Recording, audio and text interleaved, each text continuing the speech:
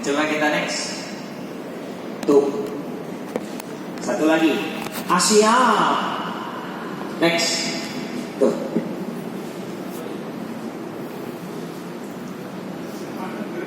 Bahkan, coba saya mau nanya, Komeng sama Atta masih nggak ngomong Uhuy dan Asia? Anda. Dulu kan Atta tiap konten Asia, Asia. Sekarang nggak pernah, tapi sudah menjadi branding. Artinya apa? Bahkan, nih perhatikan, bahkan satu kata yang keluar dari lisan kita, yang kita ulang-ulang secara terus-menerus, itu menjadi branding diri kita. Bahkan hanya satu kata. Maka mohon maaf, jangan suka ngeluh. Kalau kita suka ngeluh di depan orang lain, branding kita ini bukan ngeluh. Tanpa kita sadari. Orang mau ngasih rezeki gak jadi, orang mau ngajak ke sini gak jadi. Apa? Takut kita ngeluh. Ya akhwat, kalau kita bocor seperti ember yang bolong alias suka sip, makin digosok makin sip, maka orang tidak akan mau menceritakan rahasianya kepada kita. Jadi orang Sulawesi itu tak kasih tahu rahasia, tapi cuma kita aja yang tahu ya. Besok ketemu orang lain sama, tak kasih tahu rahasia, tapi di antara kita saja ya. Iya. Jelas ya Bapak Ibu? Kalau biasa lama karena saya dulu asrama UMY itu anak-anak hafal. Kalau saya pantun pasti yang keluar itu. Kalau saya ngelucu yang keluar itu. Ya memang karena itu sudah kebiasaan. Ya mohon maafkan, kita ini kan otaknya terbatas, betul nggak? Kita sering kok kata-kata yang keluar dari diri kita itu ya itu. Maka biasakan berkata yang dua figur ini itu memberikan penjelasan kepada kita. Bahkan bukan pakaian, bukan sikap, bukan apalagi wajah, bukan rumah, bahkan satu kata yang keluar dari lisan kita itu menjadi branding diri. Habis ini ada orang ngomong uhui, pasti kata dia apa? Ikut-ikutan sama kopi. Dikit-dikit Asia, ikut-ikutan sama atau pemain bola nyetak gol dia begini. Ikut-ikutan siapa? Cristiano Ronaldo. Terus yang kita ikuti siapa? Rasulullah. Dapat nikmat alhamdulillah. Melihat apa? Dapat ujian inna lillah. Melihat sesuatu yang indah, masya Allah. Melihat sesuatu yang kurang indah, subhanallah. Saya nggak tahu, coba ada nggak Bapak Ibu atau adik-adik orang tuanya ya, atau gini deh, saya aja deh. Saya kalau lihat bapak saya datang ke saya, ya, kan kita tahu nih mau manggil saya atau tidak, betul nggak? Sebelum bapak saya manggil saya, di otak saya sudah mengatakan pasti kata pertama yang keluar adalah le, betul nggak?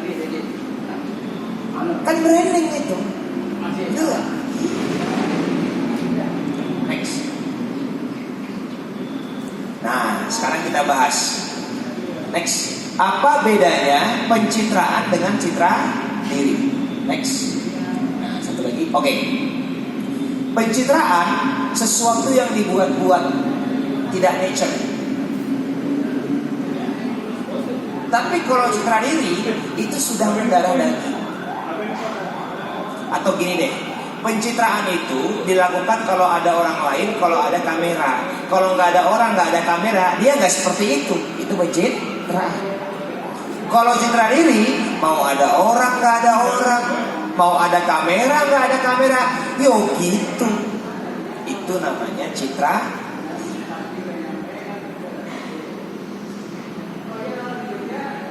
Contoh, ada seorang khalifah malam-malam belusukan, tengah malam bahkan.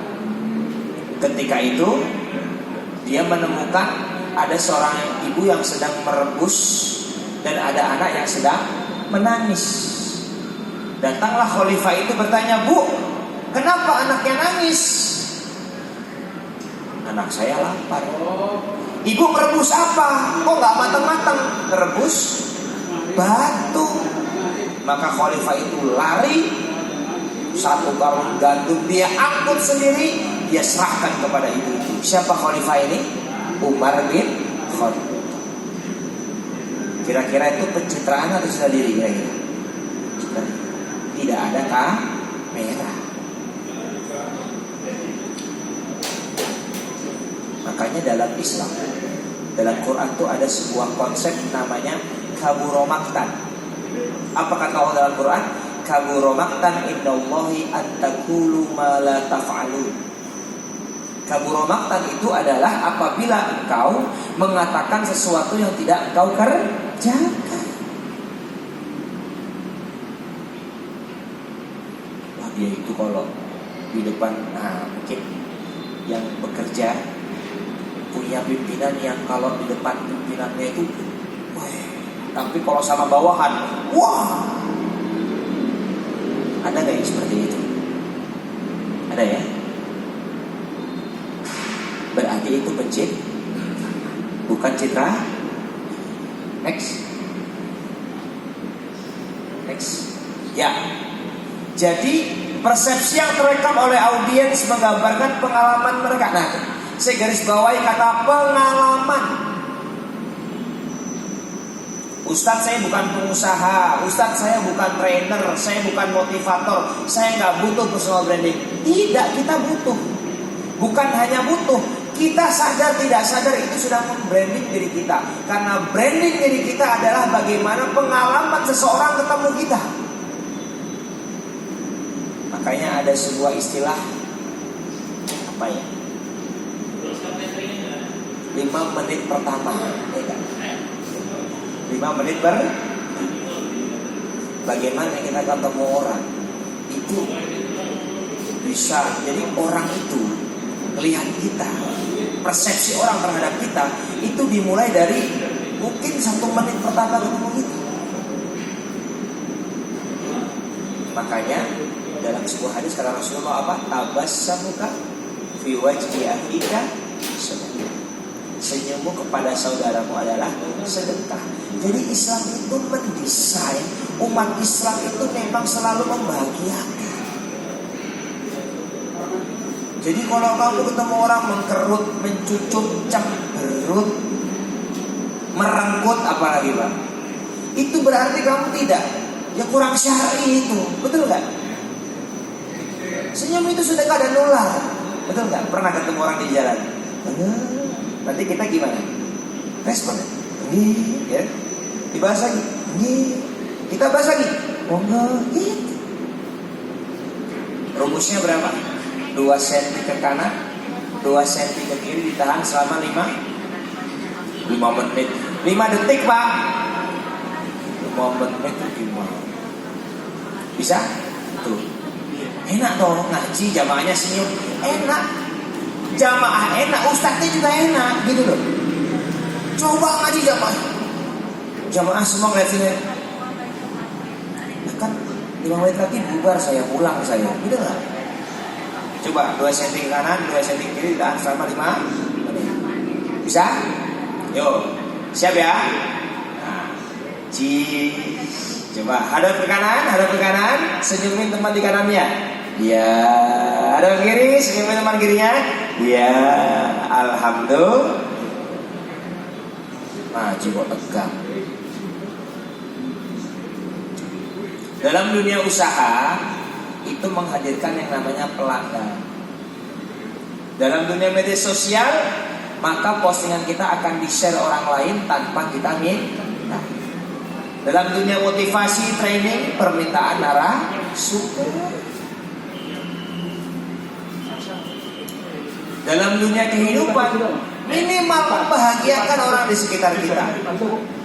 Nah, Bapak Ibu ini kan ketemu orang, pasti beda-beda dong, ya nggak? Bisa ada ustadz kerjaan marah-marah, ada takjil, enggak, kenapa? Ustadznya suka marah-marah. Itu segala pengalaman. Bapak Ibu sekalian, jadi ya memang kita harus ramah. Tapi saya ini pendiam, saya ini introvert. Nah, jadi begini rumusnya. Allah bisa karena terbiasa. Senyum, salam itu bukan masalah kamu introvert atau masalah kamu ekstrovert, betul nggak? Itu masalah kamu mau ikut sunnah atau enggak, gitu aja. Ya dong. Gini deh, memang kalau kamu introvert, kamu sholatnya sendiri di kamar gitu? Kan enggak. Jamaah di masjid juga kan? Memang kalau kamu introvert, kamu enggak wajib bayar zakat untuk orang lain? Kan enggak. Ini anak muda hari ini banyak yang terbelenggu dengan sebuah kata, saya introvert. Betul, saya mau jadi diri sendiri, saya itu enggak suka bersosialisasi. Bukan. Apa kata Quran? Ja'alnakum syu'uban wa qabaila lita'arafu. Itu perintah Al-Quran, ta'aruf itu. Ya. Bapak namanya siapa? Betul. Rumahnya di mana? Betul. Kabarnya gimana? Itu perintah siapa? Quran. Bukan masalah introvert atau extrovert. Karena mohon maaf, saya lihat istilah menjadi diri sendiri itu membuat orang nggak menjadi pribadi yang lebih baik, begitu loh.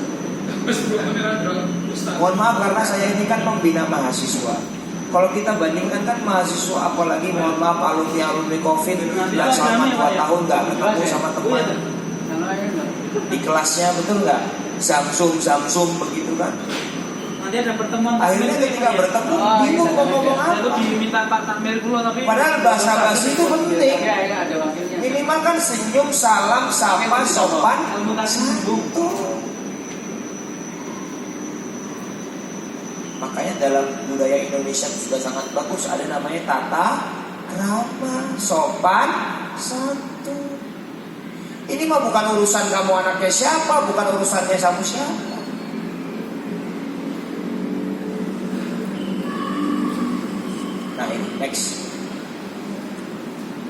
Next. Bagaimana memperkuat personal branding? Yang pertama adalah kompetensi. Yang kedua, reputasi. Dan yang ketiga, prestasi. Ini 3I untuk memperkuat personal. Yuk, next. Mohon maaf nih Pak ya, jangan sambil ketik sambil nulis sambil. Next. Satu lagi. Ya. Kompetensi adalah kemampuan atau skill. Suka olahraga jadi atlet. Apalagi suka masak dari koki atau jualan bisnis kuliner. Apalagi suka listrik jadi trainer motivator, penulis, fokus posting istiqomah. Bapak Ibu mohon maaf ya, hari ini untuk sharing gak kenal umur. Ustaz saya udah sepuh, udah gak bisa enggak. Bapak Ibu bikin aja story, kan bisa. Ya tak? Saya di grup keluarga. Jadi mohon maaf Bapak Ibu menasihati anak jangan lewat lisan saja. Kadang-kadang kalau lewat lisan kita itu kan anak sudah bosen, betul gak? Dan biasanya kan kita nasihatnya ya itu aja. Terus gimana? Ketik. Bisa gak? Bisa. Semua kita lewati. Orang tua saya itu sering ngirim video ke saya. Video macam-macam. Sharing. Nah, apalagi kalau yang masih muda, kita bisa melihat tuh, kita kira kita itu kompetensinya di mana. Bapak Ibu untuk bisa ngaji mendengarkan tuh kompetensi loh, betul nggak? Iya. Gak mudah, apalagi mencatat dan seterusnya.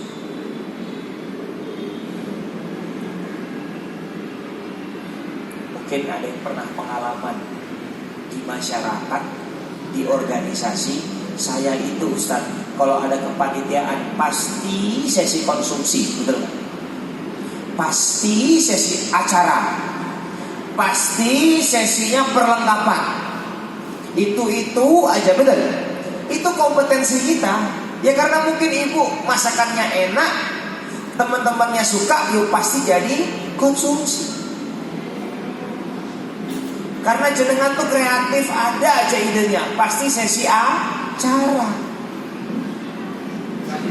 Nah jenengan ini kok semangat kalau kerja, sergap, ngangkat-ngangkat, seneng, guys, perlengkapan kan begitu.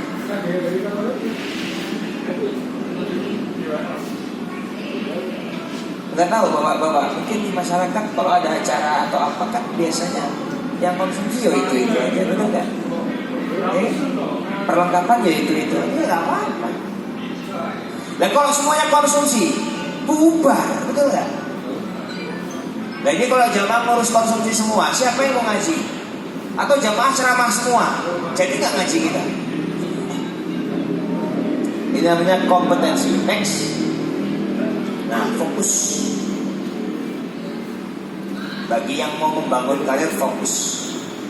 Ustaz, saya sudah pensiun, sudah sepuh, mau bikin karir apa? Loh, karir seorang muslim bukan hanya di dunia, tapi sampai mana? Surga, betul nggak? Terus gimana? Fokus aja sama kompetensi kita mempersiapkan kesuksesan di akhirat. Saya itu kaget kemarin tuh ngisi kajian apa? 17 lansia. Bayar itu 100.000 apa ya? 100.000 bayar. Tak pikir paling 1-2, ternyata rame. Itu semangat itu memang bagus. Next. Terus, nah, jangan serba ada. Mungkin ada yang hobinya jualan. Terus, Bu, jualan apa Bu? Palu gada Ustaz. Apa itu? Apa lo mau? Gua ada. Nah, ini biasanya 10 tahun ke depan jualannya masih begitu, gak akan berkembang. Kenapa? Tidak spesifik. Bapak Ibu kalau mau berkembang dalam dunia bisnis, fokus jualan makanan aja. Betul nggak? Contoh nih, kita buat sebut merek boleh ya? Tahu Beng Beng? Beng Beng itu kan merek coklat, betul? Sekarang ada minumannya. Pertama kali kita lihat minuman namanya Beng Beng, kan agak wagu, betul tidak? Atau apa misalnya Panasonic itu kan TV ya, AC. Terus dia ngeluarin HP, jadi ya dia ngeluarin HP loh dulu, betul nggak? Makanya iPhone tuh nggak akan bikin mobil, betul? Ya apalagi, yaitu dalam dunia bisnis ya. Dalam kehidupan artinya untuk bisa sukses kita harus istiqomah. Jangan Senin sore kajian di Masjid Suja, apalagi Kamis sore kajian di Masjid Suja, tapi sore-sore yang lainnya acep-acep begitu bisa. Malaikat juga bingung, betul gak? Ini orang maunya apa? Next. Oke, lagi. Satu lagi. Ya, yang kedua reputasi. Apa reputasi itu? Jam terbang. Kalau dalam konteks semangat mengerjakan sesuatu, reputasi itu membuat yang terpaksa menjadi terbiasa, kebutuhan bahkan kenikmatan. Contoh Bapak Ibu yang suka ngaji, itu ngaji dari 4:30 sampai azan maghrib, saya jamin gak kerasa, karena sudah terbiasa. Tapi kalau pertama kali ngaji, yang dilihat jam kok gak azan-azan, karena yang dicari bukan ngajinya, tapi takjilnya. Boleh nggak? Lah daripada nggak ngaji, betul nggak? Iya. Kalau dalam spirit ibadah kan saya jelaskan, dipaksa lama-lama terbiasa menjadi kebutuhan, puncaknya menjadi kenikmatan. Yang hobi ngaji itu ya ngaji nikmat, nulis gitu. Saya yakin yang kerjaannya nulis ini udah habis berbuku-buku kok itu. Ya kan?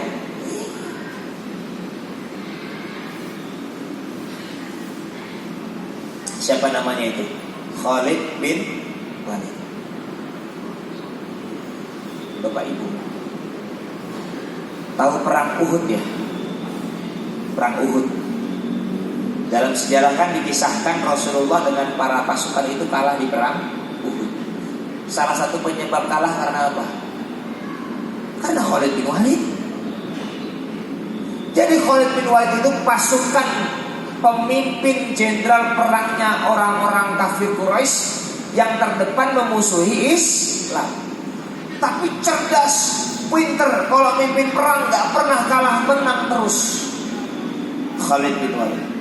Bahkan salah satu penyebab umat muslim kalah di perang Uhud itu salah satunya karena siapa? Khalid bin. Ketika Rasulullah ya berdakwah dan ternyata Khalid bin Walid mendapatkan hidayah masuk Islam. Ya, berarti Khalid bin Walid sudah muslim. Perang kira-kira Khalid bin Walid jadi pemimpin atau jadi pasukan? Padahal baru masuk Islam. Kalau masalah senior-senior ya kan anak baru kan begitu istilah zaman sekarang. Tapi enggak, Khalid bin Walid jadi panglima. Kenapa? Reputasinya memimpin.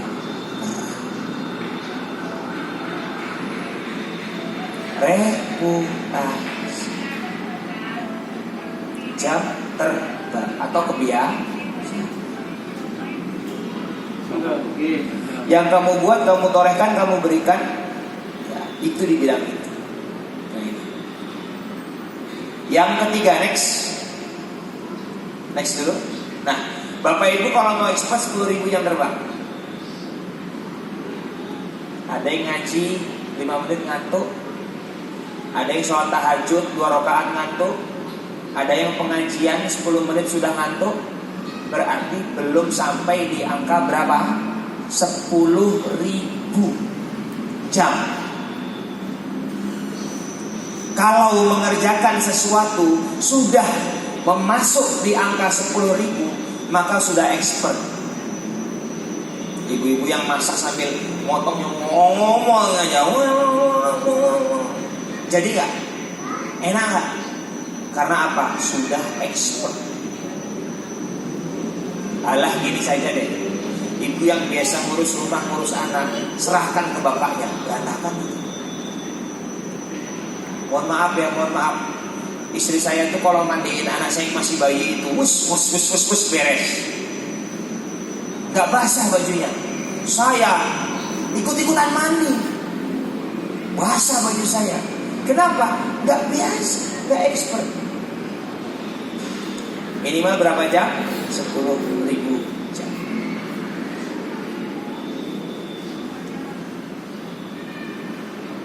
Di medsos itu banyak tuh video-video karyawan yang sudah expert, nyusunnya gitu kan, 10.000 jam terbang.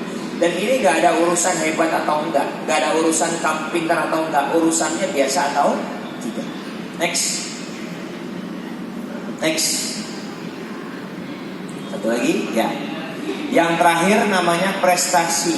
Berprestasilah di bidang itu. Prestasi akan menghasilkan trust atau kepercayaan dari mahal. Maka Bapak Ibu jangan pernah mengecewakan orang. Karena kalau kita mengecewakan orang, maka kita akan kehilangan kepercayaan.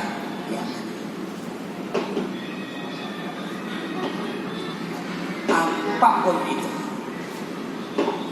bukan hanya urusan kerja, bermasyarakat ya sama, betul nggak? Kita males ya, ngeluh. Apa kata orang kalau mau ada acara rame-rame, yang nggak usah diajak, cuma bikin masalah, betul nggak? itu kan merusak, itu kan merugikan diri kita sendiri loh. Padahal kita nggak sengaja itu, betul nggak? Kita nggak sadar itu. Yo, next. Nah, apa manfaat personal branding? Pertama, meningkatkan loyalitas pada audiens. Beberapa waktu yang lalu saya jadi moderator di masjid ini yang isi namanya Ustadz Muzamil Hasbullah. Itu penuh, padahal pengajian itu sampai jam 9:30 apa ya? Itu ramai penuh. Atau masih ingat Bapak Ibu mungkin yang ikut launching masjid ini, yang isi siapa? Ustadz Adi Hidayat.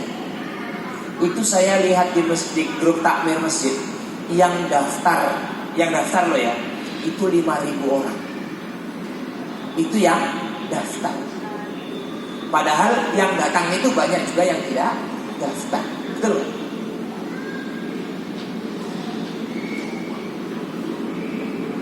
Atau gini deh, mohon maaf ya, masjid kita ini baru ya setahun lebih lah, jalan 2 tahun. Coba yang paling jauh mana rumahnya? Mana Bu?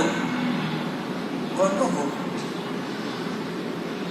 Setiap kajian ke sini, habis ini pulang Bu. Ya Ibu melewati berapa masjid Bu ke sini? Loh, iya lah. Artinya apa? Karena memang sudah senang ngaji di sini, ya mohon maaf sudah cocok ngaji di sini, jauh pun dilewati, betul nggak? Itu namanya loyalitas. Masjid mengadakan rihlah ke Wonosobo. Sampai sana apa? Tidur di masjid, dengerin pengajian, betul nggak? Bayarnya 150.000. Kata panitia itu sampai ditutup karena sudah full. Bayar loh, mahal atau murah? Ya 150 buat mahasiswa tuh bisa makan berapa kali, betul nggak?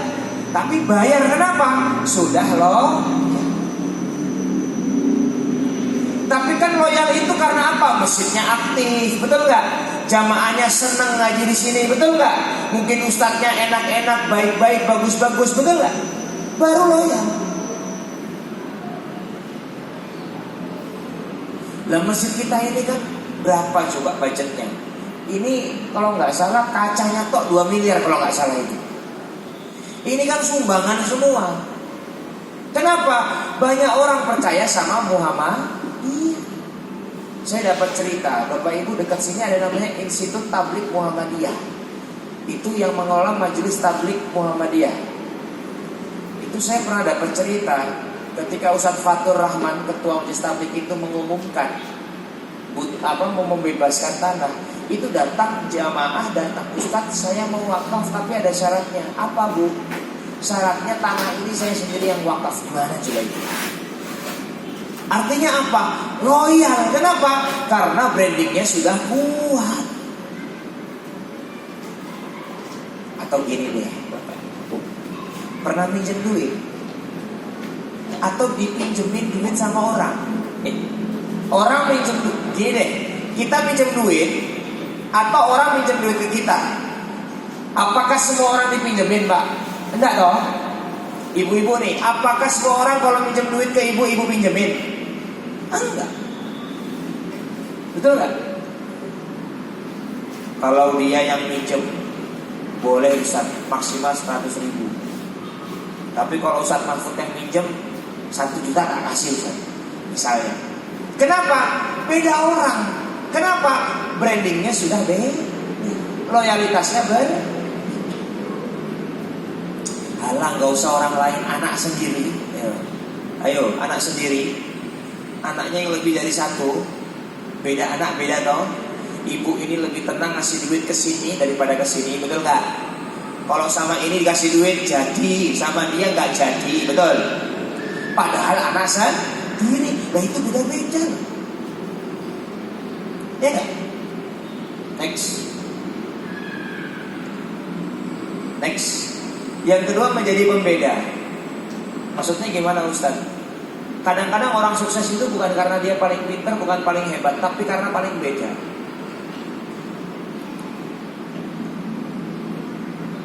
Kalau kemarin kampanye itu saya lihat ada satu calon DPR itu yang dia itu ultraman gitu, saya nggak paham itu daerah mana itu.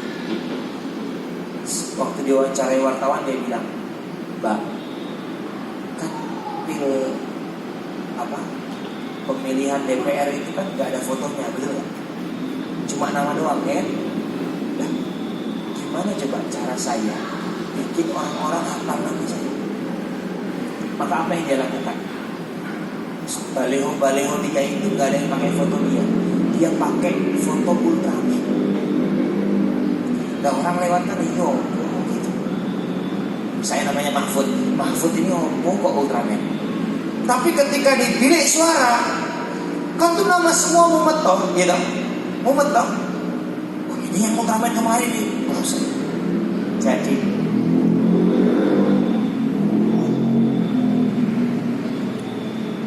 ustaz itu beda, ustaz kan beda penyampaian, betul nggak?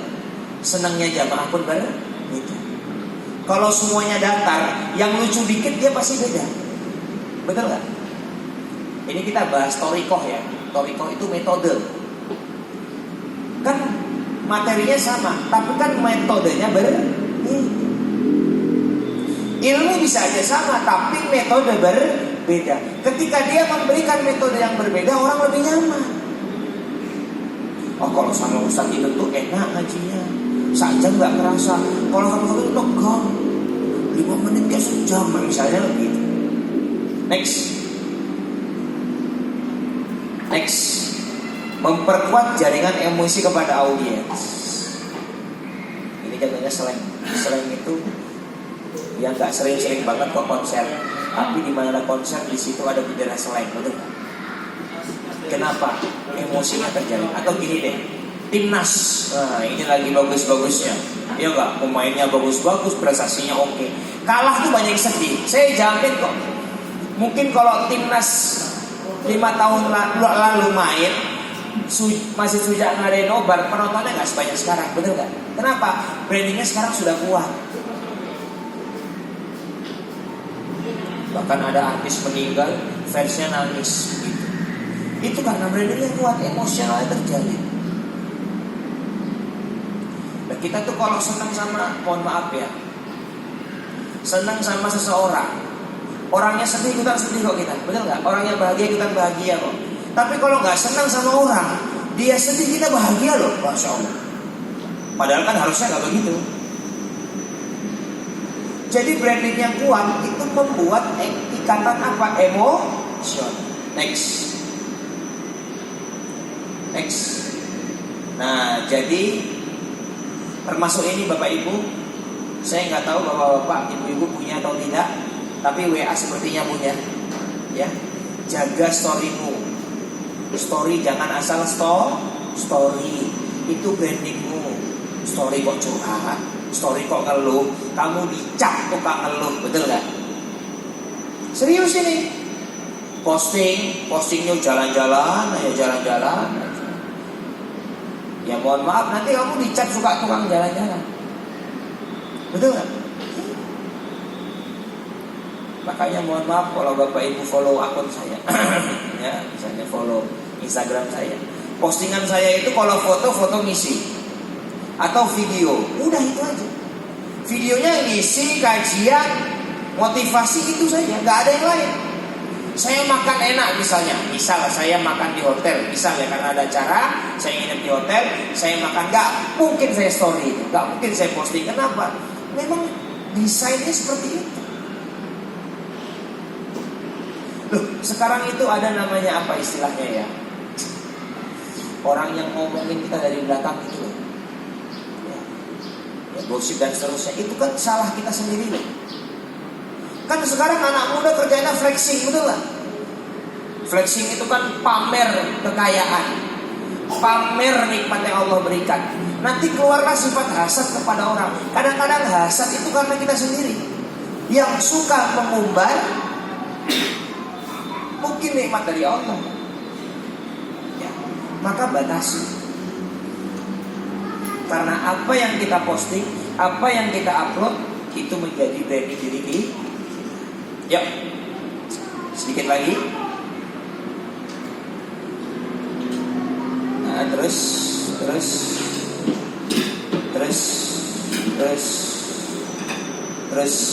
Pak. Nah, terus ya. Nah, ini aja kalau Pak. Sebagai penutup, karena 4 menit lagi azan, dalam Islam branding kita adalah akhlak. Kenapa Rasulullah dakwahnya sangat kuat? Karena Rasulullah berdakwah bukan hanya bil lisan tapi bil mithal, dengan contoh. Maka sebagai kesimpulan, karena tema kita Islamic Personal Branding, branding diri kita adalah akhlak yang ada pada diri kita. Makanya kata Rasulullah, ya, akhlak itu cerminan dari iman. Iman kan di hati nggak kelihatan, tapi iman seseorang bisa dilihat dari akhlaknya. Dan kalau akhlak kita baik, maka branding kita baik, dan itu akan memperbaiki diri kita di hadapan manusia dan di hadapan Allah. Jadi cari muka, cari wajah bukan sama makhluk, tapi sama Allah. Jadi Bapak Ibu, kalau masih bingung reputasi, prestasi, apalagi konsistensi dan seterusnya, itu bingung, sudah nggak usah bingung. Sekarang perbaiki akhlak kita, itu kuncinya.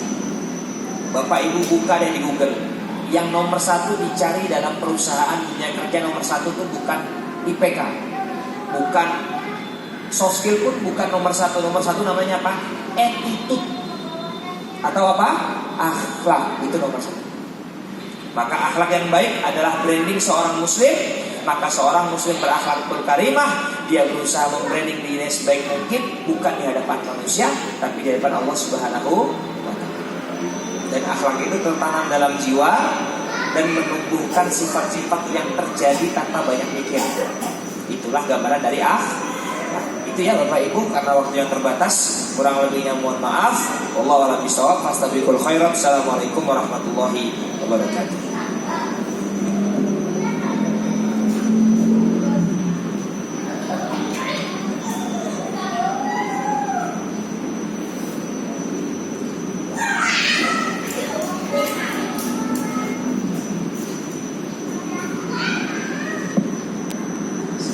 Alhamdulillah, kami aturkan jazakumullah khair kepada Ustaz Mahfud atas tausiah pada sore hari ini.